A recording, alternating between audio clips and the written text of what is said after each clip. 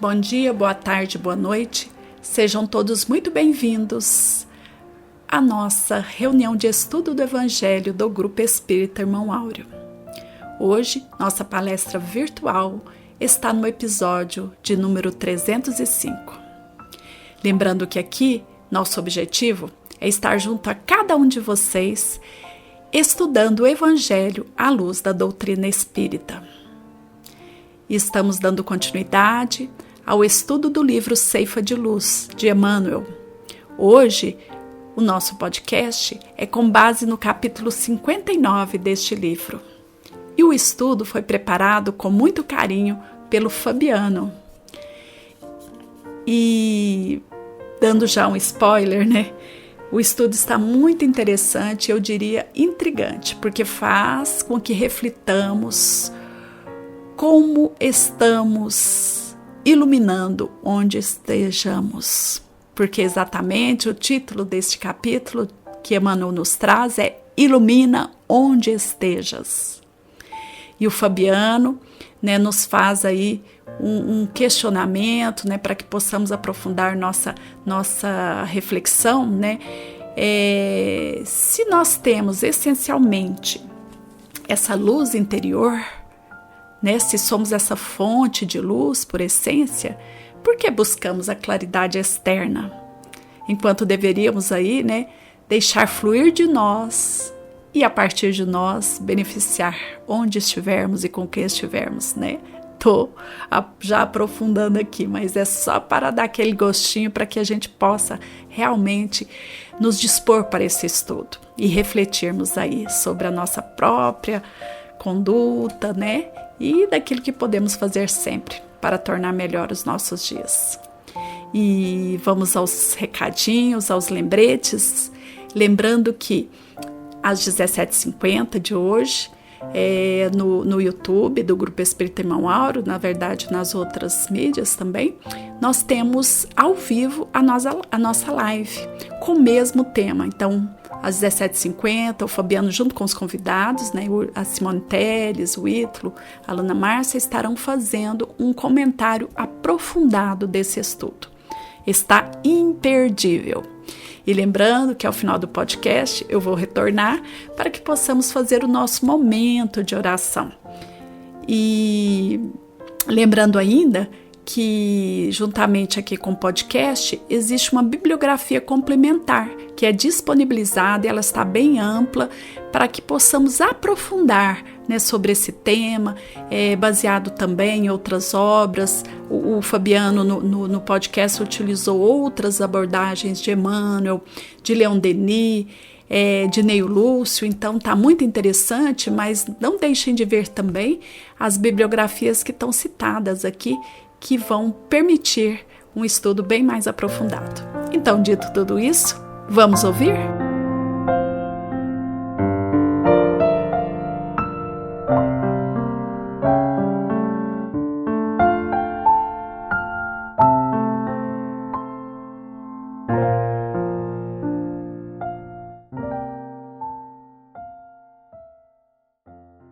Olá a todos, é com alegria que estamos aqui mais uma vez para refletir sobre o Evangelho à luz da doutrina espírita.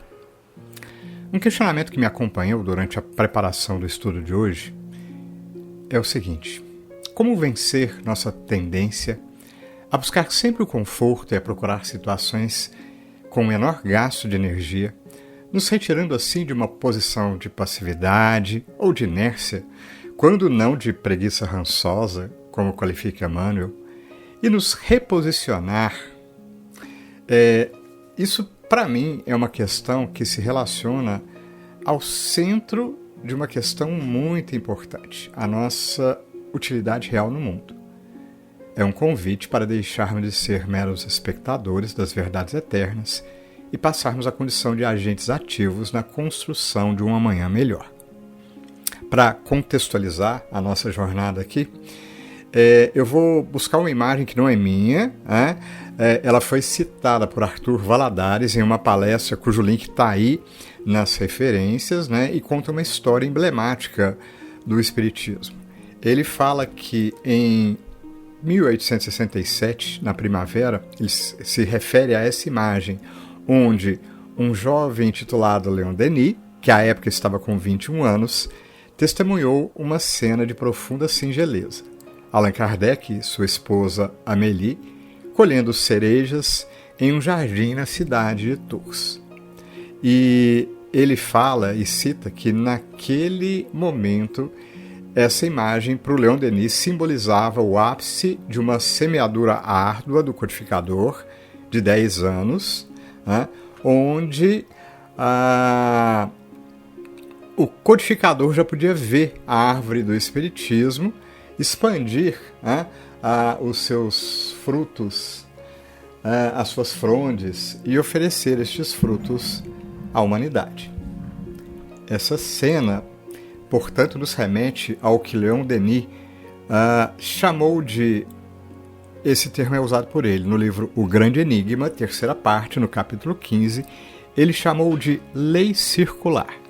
É o princípio de que toda a natureza é presidida por movimentos de fluxo e refluxo, onde cada vida vai descrever um círculo, né? Por isso o nome lei circular, e nós somos o centro irradiador dessa semeadura, que invariavelmente vai retornar para nós. É com esse senso de responsabilidade sobre aquilo que a gente está irradiando que a gente vai buscar mergulhar na lição central de hoje. E o nosso ponto de apoio para refletir vai ser exatamente a lição 60 de Emmanuel no livro Seita de Luz, Ilumina onde estejas. E o Emmanuel, com base numa exortação do Mestre, recorda para a gente, né? Disse-nos o Cristo, sois a luz do mundo. E toda criatura é uma fonte de luz por ser, em si, uma fonte de amor. Essa afirmação de Emmanuel, ela altera a nossa percepção sobre a evolução. Se somos uma fonte de luz por essência, a nossa tarefa não é buscar uma claridade externa, mas permitir que o amor, em forma de ação, flua de nós para o exterior, para o ambiente, para os outros, para o universo. E aí o Emmanuel continua. Relaciona os recintos da vida onde as necessidades da alma nos obscurecem os caminhos e estende auxílio e compreensão, paz e esperança onde estivermos. A luz espiritual não vai se manifestar efetivamente apenas no isolamento das bibliotecas do estudo ou na quietude da reflexão solitária, ainda que estes momentos sejam necessários, mas ela vai se manifestar no serviço prestado exatamente onde as sombras da angústia, da ignorância e do egoísmo ainda imperam. Um risco sempre presente na nossa jornada de espíritos imperfeitos é o conformismo com um aprendizado meramente teórico. No livro Taça de Luz, na lição 9, intitulada Apliquemos, Emmanuel nos adverte: não nos conformemos à pura condição de ouvintes diante das verdades eternas. E ele ainda prossegue que é necessário questionar. Como classificar o aluno que estuda indefinidamente sem jamais aplicar o que aprendeu?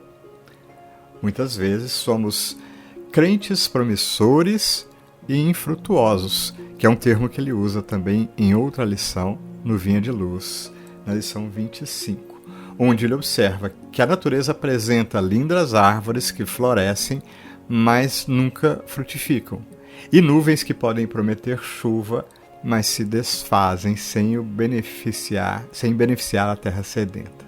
E ele ainda afirma, nessa lição 25, é sempre melhor fazer para ensinar depois que ensinar sempre, sem fazer nunca. Esse é o chamado para sermos espíritas de ação, definidos no capítulo 20 do Evangelho segundo o Espiritismo, como aqueles que são reconhecidos pelos princípios da caridade que praticam e pelo esforço contínuo em domar as más inclinações.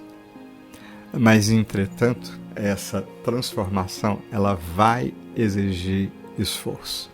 E como o Espiritismo nos apresenta o trabalho como uma lei divina essencial à evolução, sendo assim, portanto, uma necessidade, conforme a terceira parte do Livro dos Espíritos da Lei do Trabalho, na questão 674. No livro Urgência, na lição 18, intitulado Construindo Sempre, Emmanuel esclarece que o labor não é um castigo, mas o recurso que nos garante sustentação. E ele diz assim: no trabalho, não somente surpreenderás o caminho do aprimoramento próprio, mas igualmente a ginástica do espírito, conferindo-te sustentação e segurança. O trabalho digno, então, funciona como um adestramento para a alma e uma couraça contra as investiduras do desânimo. Continuando nessa lição, Emmanuel diz assim: o trabalho é a única força capaz de adestrar-nos para vencer nos encargos que a vida nos impõe. Sem a ocupação útil, o espírito assemelha-se à água estagnada, insalubre ou a um arado consumido pela ferrugem. É indispensável, esse é um termo do Emmanuel também, afiar os instrumentos da emoção através do serviço, para que assim a gente possa suportar os imprevistos que tentam abalar nossa sensibilidade. Iluminar onde estivermos requer necessariamente uma interação melhor com o próximo. Aqui a gente resgata a lição anterior, do Ceifa de Luz, na lição 59, chamada Nas Trilhas da Vida, que a gente teve oportunidade de discutir no podcast semana passada e também na live. Onde ela nos lembra que ninguém se aperfeiçoa sem o concurso de alguém. Entretanto, muitas vezes, o egoísmo nos transforma, e aqui outra referência ao Ceifa de Luz, ele nos transforma, nos torna casos graves, tem uma outra lição com esse nome, de o que o Emmanuel classifica como loucura espiritual. Nesse mesmo texto, caso grave do Ceifa de Luz, o Emmanuel descreve aquele que apenas enxerga as suas necessidades sem consideração para as necessidades de seus vizinhos, ou aquele que se iluminou com o facho da ciência e se trancafiou em bibliotecas valiosas sem estender a mais ligeira réstia de luz aos ignorantes, como os casos graves. Somos todos, em algum nível, destes casos que precisam do pronto-socorro da oração para superar a cegueira da alma. Nesse sentido, a interação com o outro é o nosso verdadeiro laboratório. Devemos, portanto, seguir o exemplo de Jesus, que se aproximava dos necessitados não para julgá-los, mas para curar-lhes as mazelas da alma. Como nos ensina nessa lição 59 do Ceifa de Luz, a caridade real deve alcançar todos os que sofrem em penúria visível, mas também os que viajam em naves douradas, mas vivem encarcerados em suplícios ocultos. Para entender e aprofundar essa necessidade de fraternidade, a gente relembra Neil Lúcio no livro Jesus no Lar, que narra a parábola de uma semente divina cujos frutos trazem a felicidade plena, mas que exige o esforço conjunto para florescer. Nessa história que ele narra, cada homem possui um recurso único: inteligência, ouro, autoridade ou experiência, mas o egoísmo faz com que cada um tente vencer apenas com os seus recursos, visando humilhar os demais em vez de disseminar o bem para todos. Jesus deixa claro, portanto, que os talentos do Pai foram concedidos para que aprendamos a viver em harmonia. O bem comum, assim, é a única forma, o único caminho para garantir o nosso próprio bem-estar. Se a gente inverte esse processo colocando o eu acima do nós, é isso que gera a paralisia espiritual. Como ressalta Emmanuel, a nossa cruz pessoal e intransferível deve ser carregada com responsabilidade e trabalho, buscando vitória do amor. Aí a gente relembra, o termo pacificador. É outra faceta de iluminar onde estivermos. A gente pode se colocar na posição de bem-aventurado como aquele que sabe ouvir os assuntos graves e substitui o vinagre pelo bálsamo do entendimento, que desculpa as ofensas e que serve sem queixa. Nesse sentido, a gente fala da construção da paz em nós e com os outros, o que vai exigir equilíbrio e uma mudança uma busca profunda na mudança do nosso padrão mental. E aí a gente lembra, né? Como não lembrar que a oração, então, ela é um recurso precioso. No livro Rumo Certo, na lição 42, Emmanuel define a sinergia entre oração e ação de forma cirúrgica. Ação é serviço, diz ele. Oração é força. Ou seja, não basta rogar pela paz se a gente não oferece a tolerância. Não adianta pedir saúde se a gente não estende os recursos que a providência divina já nos confiou. E aí continua o autor espiritual. Pela oração, a criatura se dirige mais intensamente ao Criador. E através da ação, o Criador se faz mais presente na criatura, agindo com ela e em favor dela. Portanto, a urgência da ação do bem pode ser ilustrada, pelo apelo de Paulo a Timóteo, quando ele diz assim: procura vir antes do inverno. Na dinâmica das estações, e aqui a gente fala da dinâmica existencial, porque essas estações na nossa existência se alternam, né? A gente não deve esperar pelo inverno da dor ou da velhice para nos mobilizar. O tempo, portanto, é um patrimônio e a gente não pode esquecer que ele vai, em algum momento, exigir prestação de contas. No livro de Emmanuel intitulado Nosso Livro, na lição 37, ele nos lembra que a natureza nunca cessa de produzir. A fonte sacia o solo, a abelha fabrica o mel e o barro sustenta a habitação. E aí ele nos alerta, mais para o final da lição. Ainda que fujamos para os derradeiros ângulos do planeta, um dia chegará em que a verdade divina se dirigirá a nós outros, indagando: que produzes, que fazes da saúde, do corpo, da inteligência e dos recursos variados que a vida te deu? Fundamental essa questão, né? Então, já encaminhando aqui para as nossas reflexões finais, a gente nos deparou com uma mensagem do espírito de Odilon Fernandes no livro Palavras da Coragem, na lição 12. E ele nos diz assim, na verdade, um questionamento. Adoro.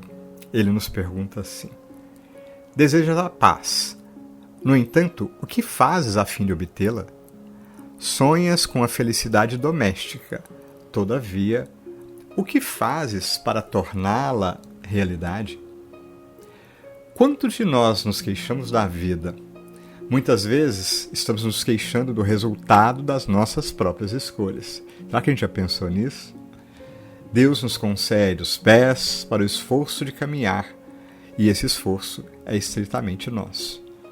Por isso, que a nossa resolução para esta semana seja a de sintonizar com o bem, cientes de que, nos dizeres de Odilon, somos e seremos sempre, no espaço e no tempo, exatamente aquilo que fizermos de nós.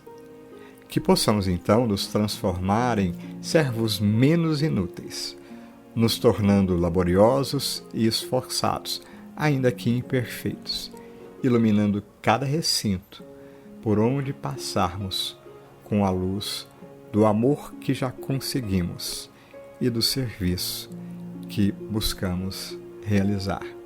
Muita luz e uma excelente semana para todos nós. Em nosso momento de oração de hoje, vamos à lição Sonho e Trabalho, do livro Somente Amor, de Maria Dolores e Meimei. Alcei ao alto o olhar um dia, como quem desejasse adivinhar que prodígio de sóis encontraria no celeste esplendor do eterno lar.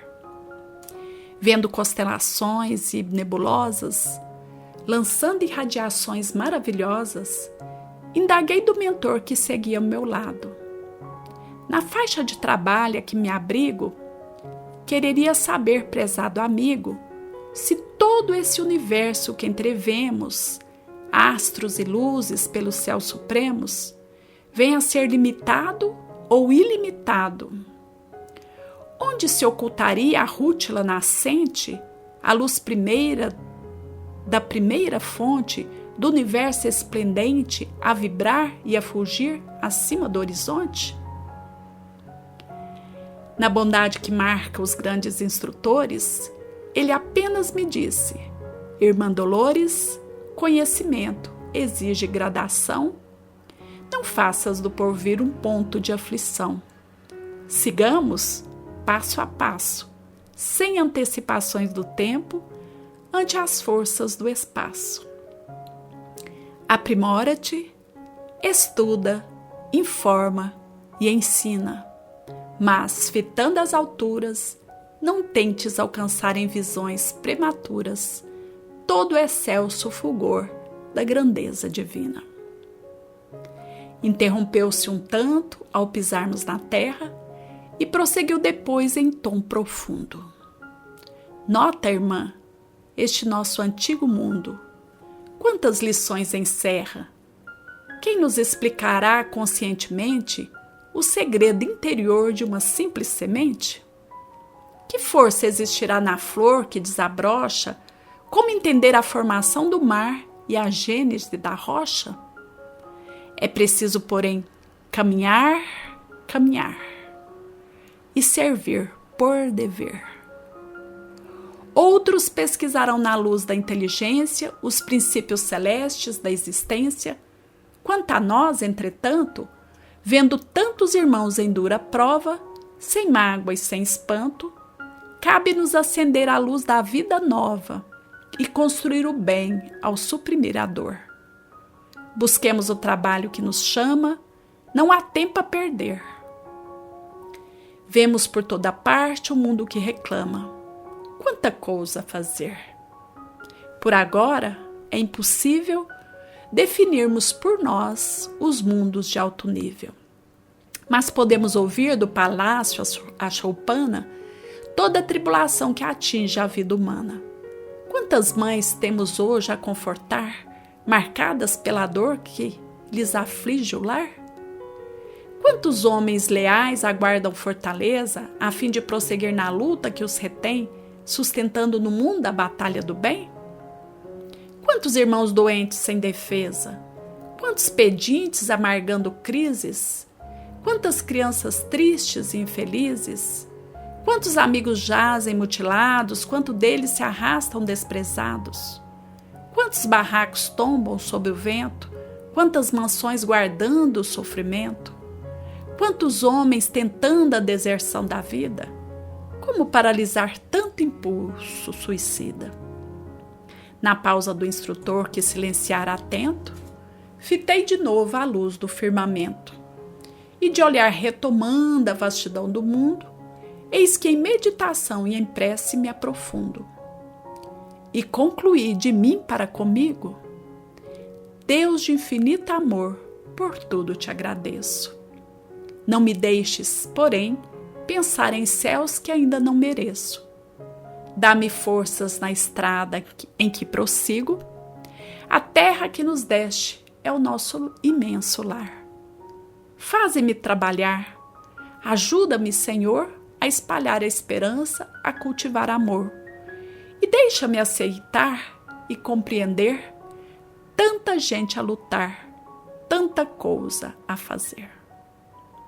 E que a bondade divina nos sustente, nos fortaleça, para que assim também seja para todos nós. Que sejamos luz onde, quando e com quem estivermos.